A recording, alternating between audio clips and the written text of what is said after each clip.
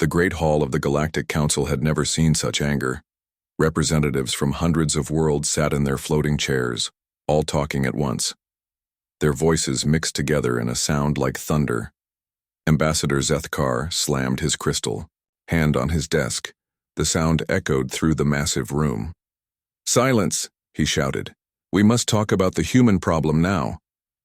The room went quiet. Everyone knew why they were here. The humans had gone too far this time. President Veltara stood up slowly. She was very old even for her long-lived species. Her 6 arms moved as she spoke. "Show them the images," she said sadly.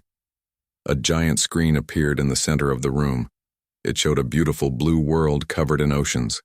Strange, glowing creatures swam in the water. They looked peaceful and happy. "This was Kepler 442b, Veltara said. "The sacred breeding world of the Mordulians. Their people had used this planet for 10,000 years to lay their eggs." The image changed. Now the same world looked different. The water was gone. Instead, there were beaches and hotels. Humans in bright clothes lay on the sand, drinking colorful drinks. The humans call it Paradise Beach Resort. Veltara continued. "They removed all the water to make beaches. They killed billions of unborn Mordulians." A sad musical sound came from the water tanks where the Mordulians sat. Their skin glowed with colors that meant grief and anger. One of them spoke through a translator. They said they did not know.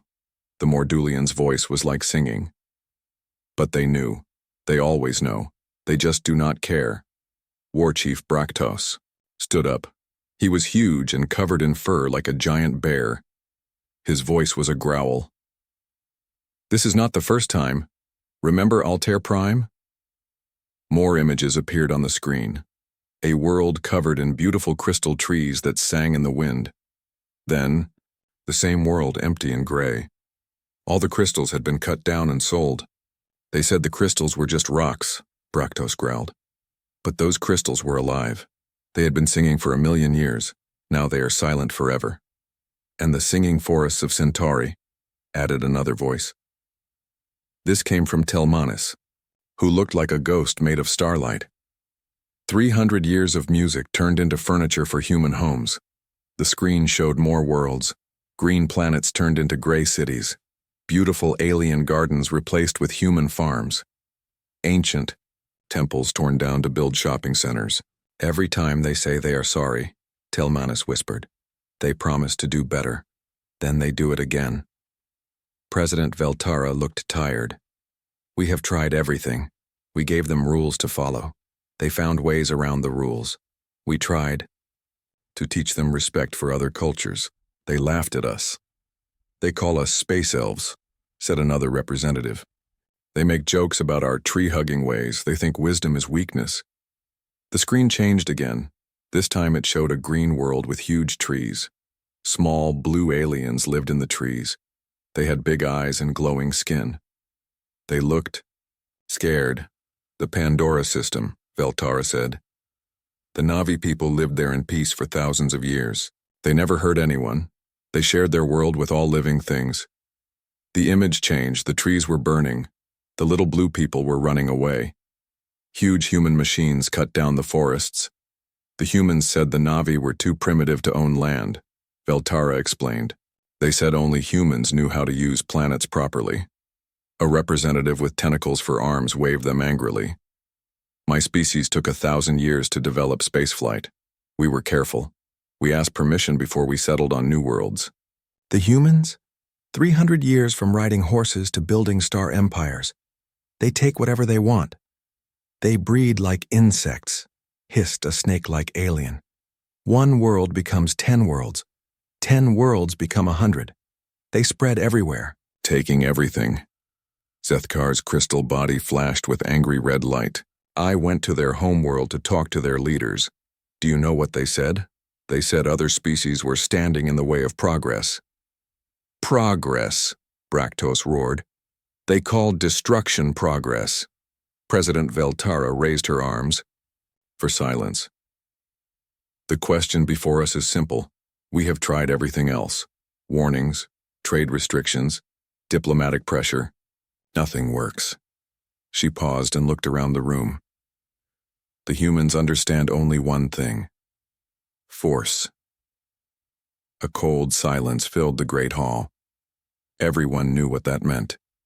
In the 50,000 years of the Galactic Council, they had only used their ultimate weapon once before, against the Silicon Devourers, a race of machines that ate entire star systems. You mean? Someone whispered. Yes, Veltara said. The Worldbreaker. The name sent fear through every being in the room. The Worldbreaker was not just a ship. It was the end of civilizations. Built by 100 species working together, it had weapons that could destroy planets. It had been sleeping for 10,000 years, waiting. The humans will not surrender easily, warned an insect-like representative. They are violent. They enjoy fighting. Let them fight, Zethkar said coldly. The Worldbreaker destroyed the Silicon Devourers in 3 days. The humans are just flesh and blood. Veltara looked sad but determined. I hoped it would not come to this. When we first met the humans, they seemed so young, so full of wonder. They reminded me of my own species long ago. She shook her head.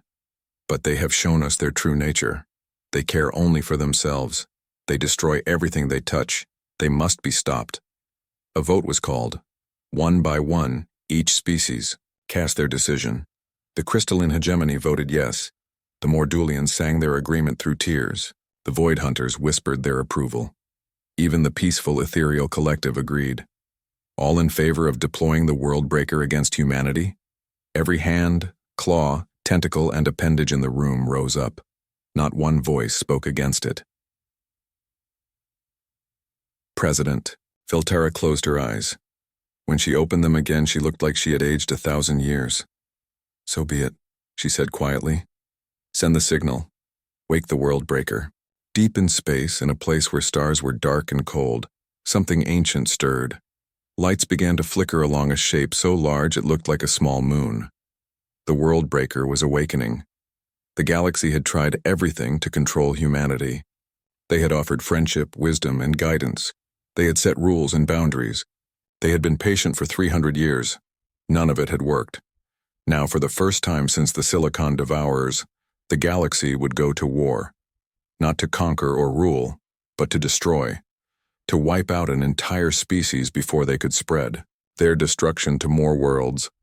The Worldbreaker would teach humanity what happened to those who refused to listen to the wisdom of their elders. It would show them the price of arrogance. But the galaxy had forgotten something important about humans. Something that would soon remind them why humans had spread so far so fast despite being so young. Humans did not know how to give up. In the darkest part of space, where no stars shone and space itself seemed colder, something huge began to wake up. The Worldbreaker had been sleeping for 10,000 years. Now lights flickered along its enormous hull like a sleeping giant, opening its eyes. The ship was 30 kilometers long. It was not just big, it was impossible. Made from metals that no longer existed, powered by the hearts of dead stars. It was the most dangerous thing the galaxy had ever built. Captain Morgan Telvash appeared on the bridge in a flash of blue light. His crystal body sparkled as he looked around. He had commanded this ship before, long ago, when younger races threatened the peace of the galaxy. Systems report, he ordered. Around him, the greatest warriors from 50 different worlds took their positions. The Void Hunters, who could bend space itself. The Time Walkers who could slow down moments or speed them up. The Star Builders who could make suns burn brighter or darker. All weapons ready, Captain, said his first officer. She was made of pure energy held in a crystal shell. The stellar lance can crack planets. The reality cannon can erase things from existence. Our fighters are ready, 12,000 ships. Morgan looked at the star maps showing human space. It was huge. In just 300 years, humans had spread to over 3,000 worlds. No species had ever expanded so fast. How did they do it? He wondered out loud. His science officer, a being with too many eyes, clicked nervously.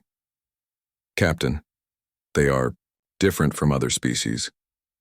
Most races spend thousands of years planning before they take a new world. Humans just go. The screen showed human colonies. They were everywhere. Worlds that other species had thought were too hot, too cold, too dangerous. Humans lived there anyway. They adapt, the science officer continued. If a world is too cold, they make themselves warmer. If it is too hot, they dig underground. If there is no air, they bring their own. They never say a world is impossible. Morgan studied the military reports. Human ships filled their space, like insects. Over 50,000 vessels of different types. Their technology was primitive, but they had so many ships. Their weapons? He asked. Crude but effective, replied Commander Zixara, the intelligence officer. Her insect-like head turned toward him. They use kinetic weapons, metal bullets, fired very fast, chemical explosives, nuclear missiles, nothing sophisticated. Then this will be easy, Morgan said. Sir, Zixara clicked her mandibles nervously. There is something else. They fight differently than civilized species. She activated a display showing old battle records. When the Rigelian Consortium attacked human colonies, they expected normal warfare, organized battles with rules. Instead, they found this. The screen showed chaos. Human soldiers who kept fighting even when badly hurt. Ships that crashed into enemy vessels on purpose. Battles where humans refused to surrender even when they were outnumbered 10-1. The Rigelians withdrew, Zixara said quietly. Not because they lost, but because the humans frightened them. They said humans fight like they are already dead. Morgan felt a small chill in his crystal bones. Show me more. More battle records appeared. In every fight, humans did the unexpected. When their ships were destroyed, they used the wreckage as weapons. When their armies were surrounded, they fought harder. When facing certain death, they laughed and charged forward.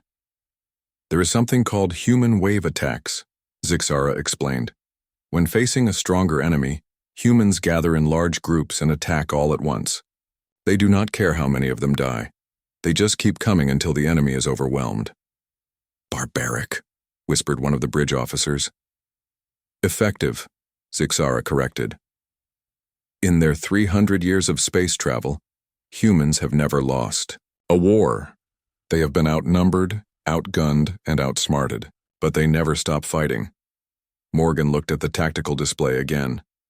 50,000 human ships, 3,000 human worlds, 7 billion humans on their home planet alone.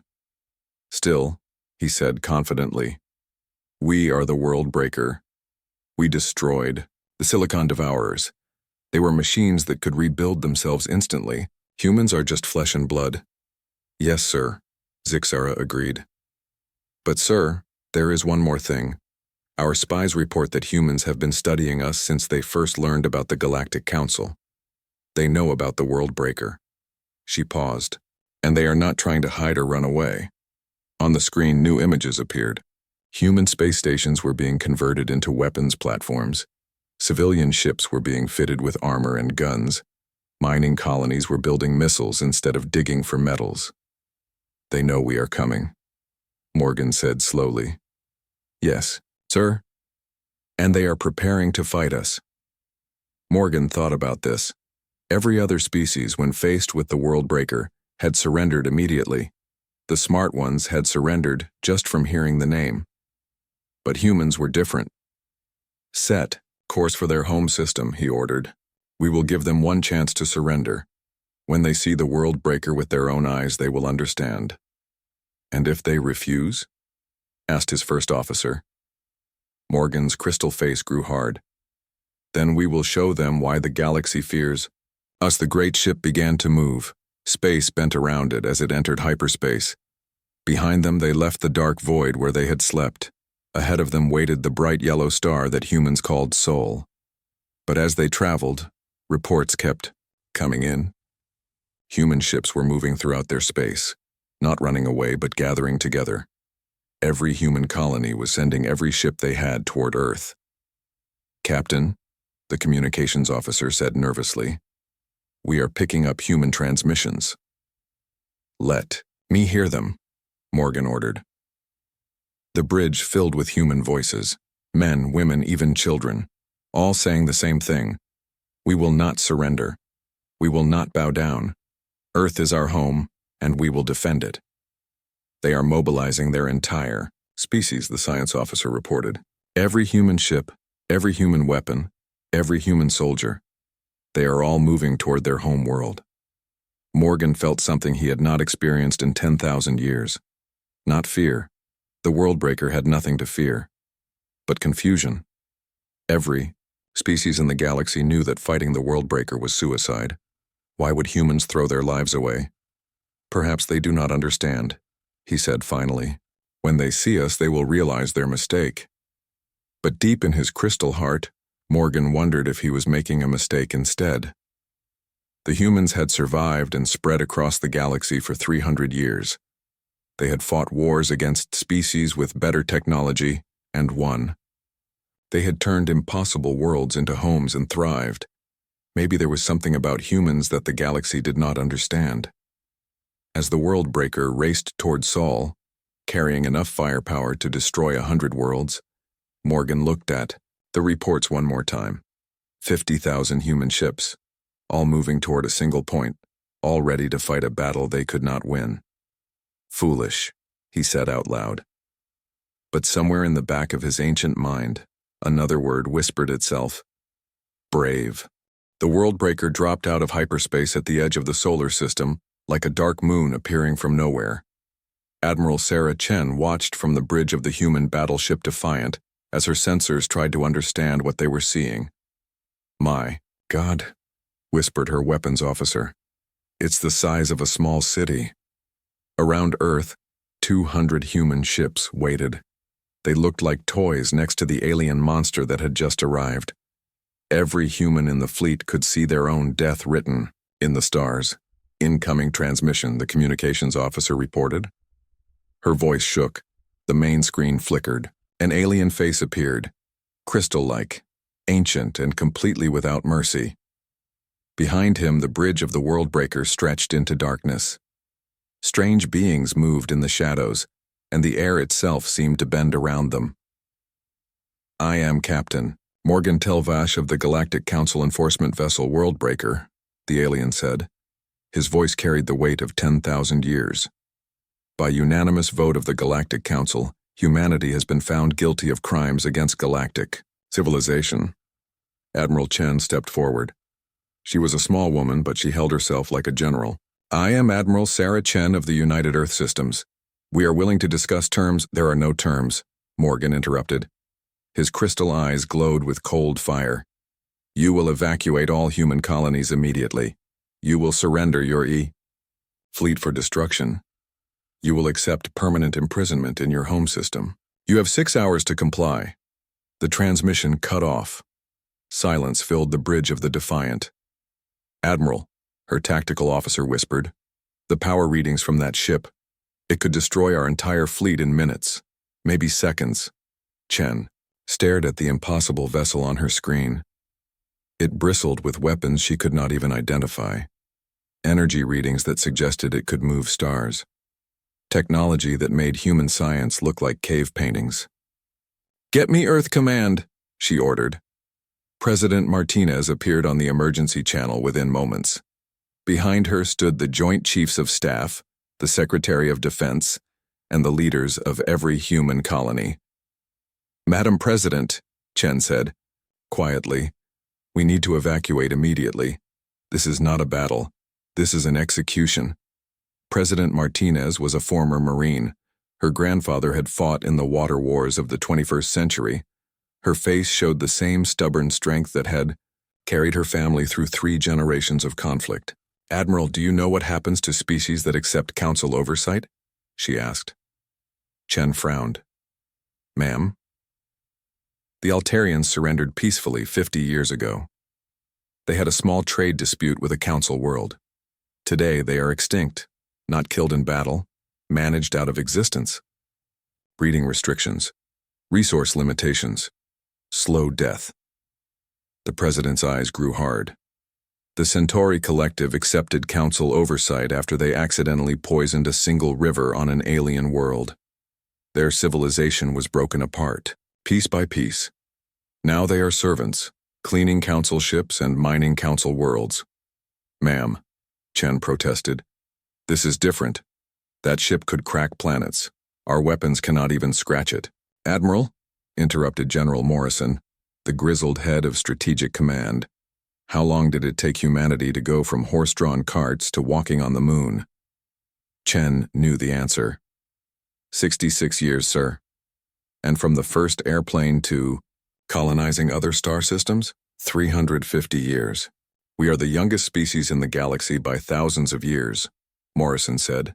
We have grown faster, learned quicker, and spread further than any species in their records. Do you think that happened because we were good at giving up? Chen stared at the display showing the alien dreadnought. It was beautiful in a terrible way, like a sword made of starlight and death. General, they have weapons that can bend reality. Technology we cannot even understand. How do we fight something like that? The same way our ancestors fought mammoths, President Martinez said quietly. With rocks and sticks and the knowledge that surrender means death. She leaned forward. Admiral, every species that has ever bowed to the Council is now either extinct or enslaved. But no species has ever made the Council deploy the Worldbreaker and live to tell about it. Martinez paused, and her next words carried the weight of an entire species' future. Maybe it's time someone did. Chen felt something cold and hard settle in her stomach. You are ordering us to fight. I am ordering you to be human, Martinez replied. Signal all ships, all stations, all colonies. We are not surrendering. We are not running. We are going to teach the galaxy what happens when you corner a species that crawled out of caves and built starships in the blink of an eye. The transmission ended. Chen stood alone on her bridge, staring at impossible odds. 6 hours to prepare for a battle against a ship that could destroy worlds. She opened a channel to her fleet. All ships, this is Admiral Chen. You heard the orders. We are not running, we are not hiding. In 6 hours, we fight for the right to exist. The response came back from 200 ships at once. Aye, Admiral, ready to die fighting. But even as her crews prepared for battle, Chen knew they were missing something. The Worldbreaker was alone. One ship, no matter how powerful, against an entire species. Communications, she ordered. Patch me through to every human settlement in the galaxy. Emergency priority. Her image appeared on screens throughout human space, from the mining colonies of Alpha Centauri to the research stations orbiting distant quasars. Every human in the galaxy could see her face. My fellow humans, she began. 6 hours ago, the Galactic Council gave us an ultimatum. Surrender our freedom or face total destruction. They sent the Worldbreaker, a ship that has never known defeat. She paused, looking directly into the camera. They made one mistake. They think we are still the same species that lived in caves and hunted with stone spears. They do not understand that we changed. We learned. We grew. On screens across the galaxy, human faces watched. Miners on asteroid colonies, farmers on terraformed worlds, scientists in deep space stations, soldiers on frontier worlds. The Council thinks they can terrify us into submission, Chen continued. They think one ship, no matter how powerful, can break the human spirit. Her voice grew, stronger. They are wrong. We are not our ancestors cowering in caves from thunder. We are humans. We built cities on worlds without air. We turned deserts into gardens. We made homes in the void between stars. The camera pulled back to show the human fleet. 200 ships against one alien monster. It should have been hopeless. In 6 hours, we fight not just for Earth, but for every human world, for every human dream, for the right to exist as free beings in this galaxy. Chen's smile was sharp as a blade. The galaxy wanted to see what humanity is really made of. Well, they are about to find out. Across human space, the response was immediate. Every ship, every station, every colony began transmitting the same message. We stand with Earth. But the real message was simpler. Transmitted on frequencies the Council could intercept. Broadcast so loudly that every species in the galaxy could hear it. Come and take us. On the bridge of the Worldbreaker, Captain Morgan received the human response with something approaching admiration. In 50,000 years of galactic civilization, no species had ever told the Council to go to hell quite so eloquently. It would make destroying them almost regrettable. The first human attack came exactly 6 hours after the deadline.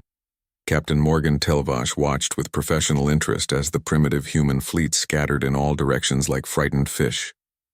"What are they doing?" he asked his tactical officer. "Unknown, sir. Their formation makes no sense. They are not even trying to coordinate their attacks." That was when the human destroyer Indomitable broke from the group and screamed toward the Worldbreaker at full speed. Morgan watched the small ship approach with curiosity rather than concern. "Disable their engines," he ordered calmly. "We will show them how pointless this is." Defense lasers reached out and tore holes in the human ship's hull. It should have stopped. Instead, it kept coming. Bleeding atmosphere and fire, but never slowing down. "Sir, they are not responding to our warning shots," the tactical officer reported. "Then destroy them," Morgan said with a shrug. More weapons fired.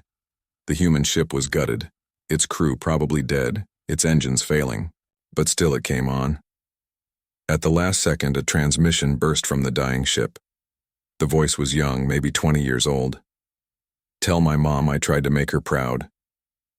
The ship hit the Worldbreaker's shields at nearly the speed of light.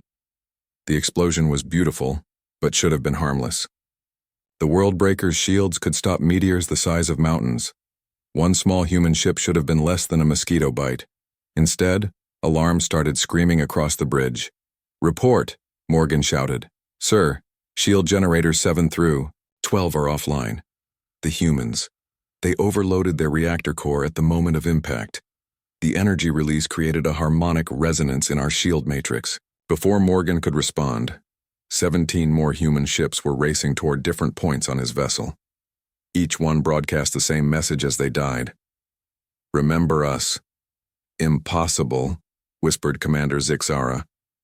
"How could they know our shield frequencies? We have never shared that technology." The answer came from the ship's intelligence officer. "Captain, I am detecting massive data transmissions from human installations throughout the system.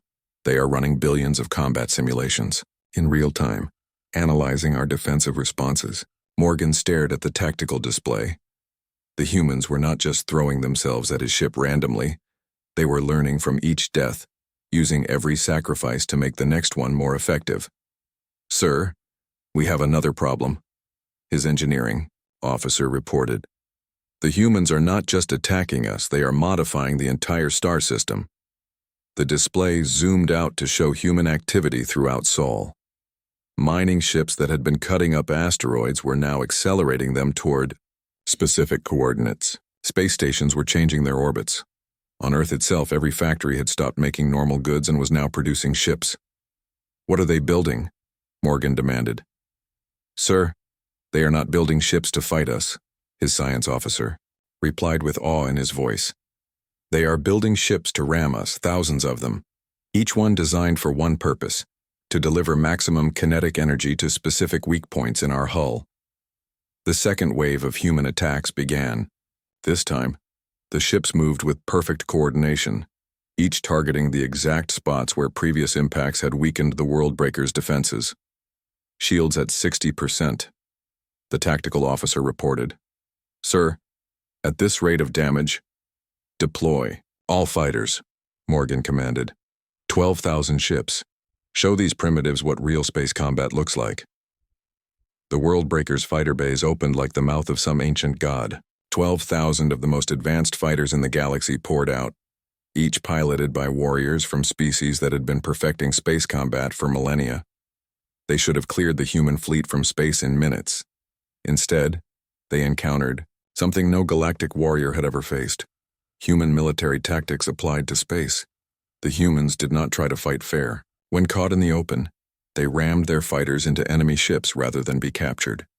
When outnumbered, they hid among the wreckage of their own destroyed vessels and launched surprise attacks. Worse, they coordinated with weapons platforms on Earth that had been converted from civilian installations. A human mining laser normally used to cut asteroids could punch through fighter armor when properly focused. "Sir," his fighter commander reported, strain clear in his voice, "the humans are using their dead ships as improvised fortresses. They hide inside the wreckage and attack us from ambush. But the most disturbing report came from his long-range sensors. "Captain, we are detecting massive activity on the human homeworld. They have evacuated their cities, but not to safety bunkers. They are moving everyone to industrial centers." Morgan watched the feed from Earth's surface in growing horror. Factories that once made cars were now producing hull plates. Schools had been converted to assembly lines where children built guidance systems. Retirement homes where old humans welded reactor cores together. "How many ships are they building?" he asked quietly. The pause that followed told him everything. "Current estimates suggest 50,000 new vessels, sir. Production rate is increasing every hour." Morgan felt something crack in his crystal chest. In 12 hours of fighting, humanity had lost over 300 ships and thousands of lives. Any rational species would have surrendered hours ago. Instead, they were building more ships than they had lost. "Get me Admiral Chen," he ordered. The human woman appeared on his screen, and Morgan was shocked by what he saw. Chen looked exhausted, her uniform torn from a hull breach that had nearly killed her entire bridge crew, but her eyes still burned with defiance. "This is madness," Morgan said without introduction. "You cannot win. Every ship you send dies. Every life you spend accomplishes nothing. Surrender, and I will make your deaths quick." Chen smiled, and it was the most terrifying expression Morgan had ever seen. "Captain, do you know what my species was doing when your people were already traveling between stars?" Morgan frowned. "You were primitive. Stone tools and fire." "We were hunting mammoths," Chen replied calmly. "Creatures 50 times our size, with thick hide that turned our spears and tusks that could crush us instantly. Do you know how we killed them?" Morgan said nothing. "We followed them," Chen continued, "for days, weeks, throwing spears until we drew blood, following the blood trail until the mammoth grew tired, until it weakened, until it finally fell." Her smile grew wider. "We did not have better weapons, Captain. We did not have better armor. We just had better endurance." She leaned forward, and her next words hit Morgan like physical blows.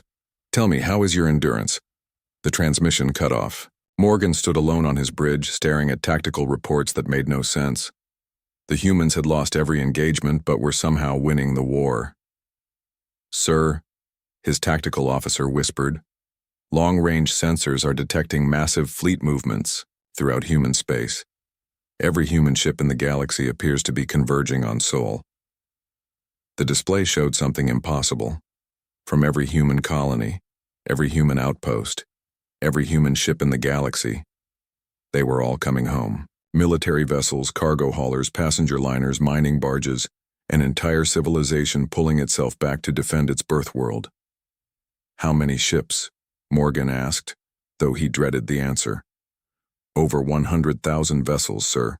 All heading for Earth, all ready to die." Morgan stared at the display in something close to awe. Humanity had done something no species in galactic history had ever attempted. They had turned their entire civilization into a weapon, and they were pointing it directly at him. 3 days into the battle, Captain Morgan Telvash faced something no commander in galactic history had ever experienced. The World Breaker was losing. Not in terms of firepower, his ship could still crack planets like eggs. Not in terms of technology, human weapons still bounced off most of his armor.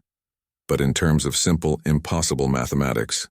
"Status report," he demanded, though he feared the answer. "Sir, we have destroyed over 12,000 human vessels," his tactical officer reported, "but they have launched 18,000 new ones. Our fighter complement is down to 20%. Shield generators are operating at minimal capacity." The officer paused, fear creeping into his voice. "Sir, they are not just attacking us anymore. They are taking apart our destroyed fighters and rebuilding them." The main display showed something that violated every rule of civilized warfare. Humans in crude spacesuits swarmed over the debris field like insects, cutting apart alien technology with tools that belonged in museums, somehow making it work. "Captain," his science officer added, "the humans are reverse engineering our technology. In real time, That debris field is not just wreckage, it is a research laboratory. Morgan watched human engineers strip weapons from Galactic Council fighters and install them on their own ships. It should not have been possible. The technology gap was measured in thousands of years. Yet somehow, through pure desperation and what could only be called genius-level stubbornness, they were making it work. A human destroyer limped past, its hull a crazy mixture of human steel and advanced galactic alloys that should never have been compatible. But it worked. Worse, it was shooting Council weapons at Council fighters. "Sir, incoming transmission from the Galactic Council," his communications officer announced. President Veltara appeared on screen, her ancient composure replaced by barely controlled panic. "Captain Telvash, report your status immediately." "Madam, President, the situation is developing. The humans are proving more persistent than anticipated." "Persistent?" Veltara's voice rose to a pitch Morgan had never heard from the ancient leader. "Captain, we are receiving reports from throughout human space. Every human colony is mobilizing. Every human ship is moving toward Earth. They are militarizing their entire species." The display shifted to show galactic intelligence reports. From the nearest colonies to the most distant outposts, humanity was transforming itself into a weapon. Cargo ships were being fitted with ramming prows. Passenger liners were being converted into missile platforms. Research stations were building kinetic kill vehicles instead of conducting experiments. "More concerning," Veltara continued, "other species are watching. The Rigelian Consortium is asking questions about Council authority. The Centauri Collective is requesting details about our enforcement procedures. Even our allies are expressing doubts." Morgan understood immediately. For 50,000 years, the Council's power had been absolute because no species had ever successfully resisted. The mere threat of the World Breaker had been enough to ensure peace. Now, for the first time in galactic history, someone was fighting back, and they were not losing fast enough. "Captain," Veltara's voice carried desperation that chilled Morgan's crystal heart.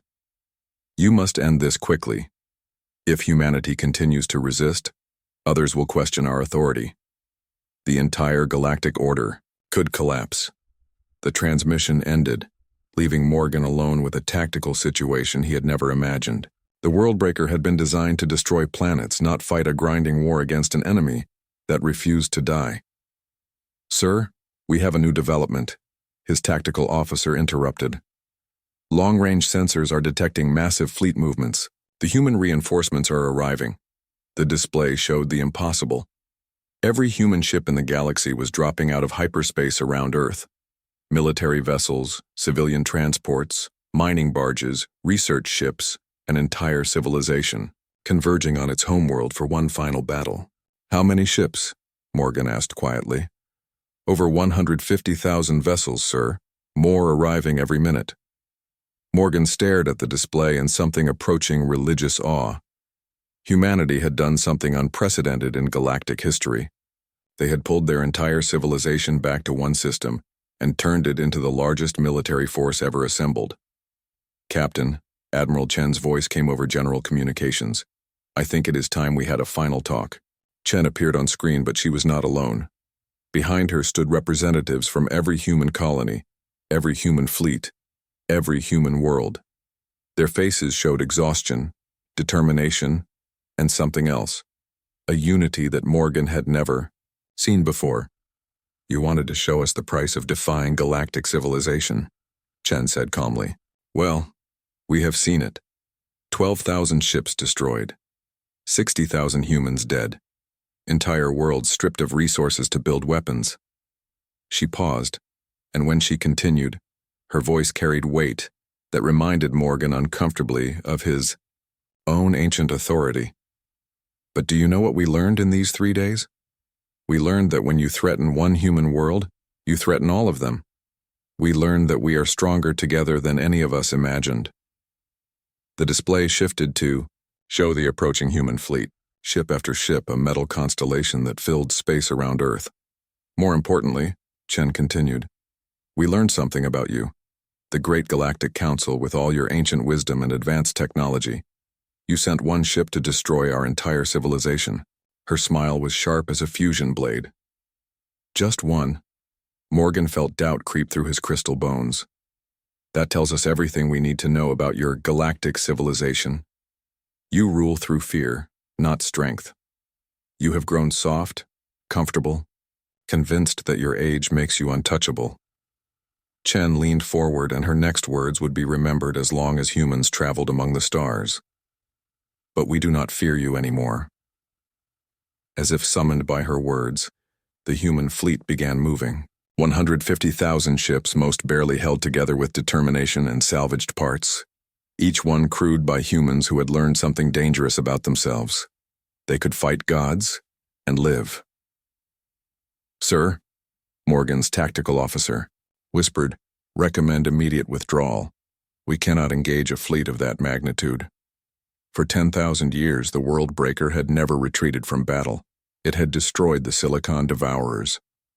It had ended the Quantum Wars. It had been the final word in galactic conflict. Now, faced with a species that had been building starships for only 3 centuries, it turned away. As the ancient dreadnought began its jump to hyperspace, Admiral Chen opened a channel to the entire galaxy. Her words would reach every species, every world, every being that had lived under Council rule. "This is Admiral Sarah Chen of the United Human Systems. To every species listening, the age of Council dominance is over. We extend our hand to any world, any people, any species that chooses freedom over submission." She paused, looking directly into the camera with eyes that had seen the impossible. The galaxy lost hope in humanity, but humanity never lost hope in itself. We are not going away. We are not backing down. We are here to stay. The transmission ended, but its impact had only begun. Across the galaxy, species that had lived under Council rule for thousands of years began to whisper words that had been almost forgotten. Independence, freedom, hope. On Earth, in shipyards that had once built cargo vessels and passenger liners, human engineers were already designing new ships. Vessels built not for conquest but for exploration, not for war but for protection. The galaxy had deployed the World Breaker to end the human problem. Instead, they had created something far more dangerous. Proof that the Council could be defied. The depths of space, as the World Breaker fled toward the safety of Council territory, Captain Morgan Telvash looked back at the small yellow star where humanity had made its stand. For the first time in 50,000 years, the galaxy had something it had not known it was missing. Competition. And somewhere in the vast darkness between stars, other species were beginning to wonder, if humans could stand up to the Council and survive, what was stopping everyone else?